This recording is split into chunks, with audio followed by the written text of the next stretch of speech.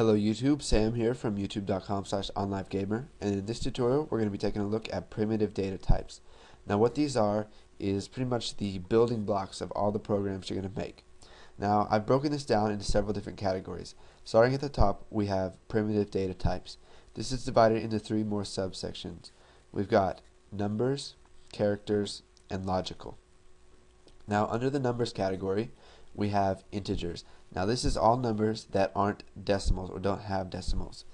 We have byte, which is a very small integer number that can hold a value starting at negative 128 all the way up to positive 127. Now if you go past that, what has happened is called overflow, and you will get an error in your program. We've got the short data type right here, which is a 16-bit type, and it has a value that can span from negative 32,768 all the way up to 32,767. Now we have the int type for the integers.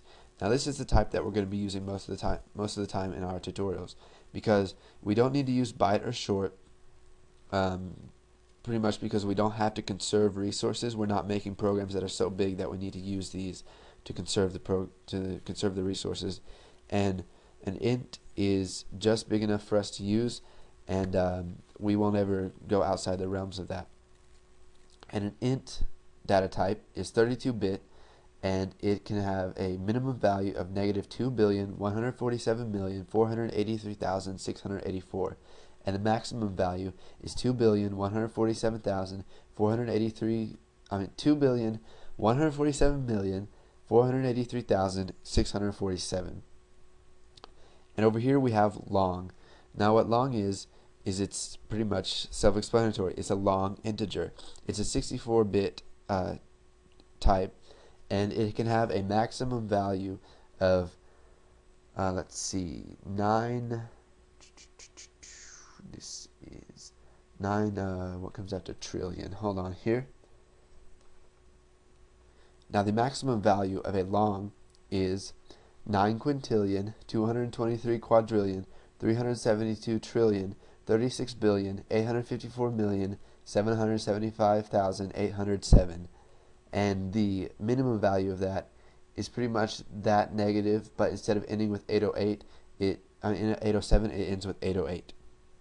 Now there are other data types in Visual Basic that I'm not going to cover in this, such as big integer, which is something that has been added in the .NET Framework 4.0. And from what I have read about it, it does not have a limit. So feel free to play around with that if you can find some places online that will show you how to use that. And now moving on, we have real numbers. Now what real numbers are is anything that can hold a decimal value. Now we have double and float. Now double is a 64-bit data type, and it can hold, let's see, it's a 754 floating point, which may not mean much to you, but what that basically means is that it can hold a really long decimal, and a float is a variant of the double. It's quite similar. And now moving on to characters, we have what's called a character, which holds one character, such as the letter A or the letter T or G. It just holds one of those.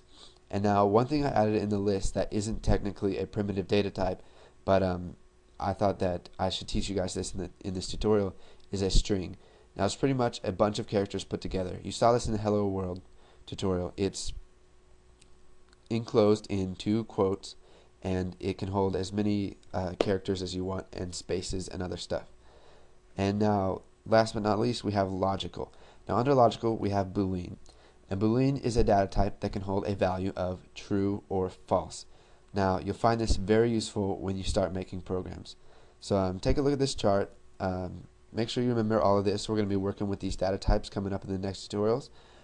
Stay tuned for the next one, and don't forget to comment, like, and subscribe.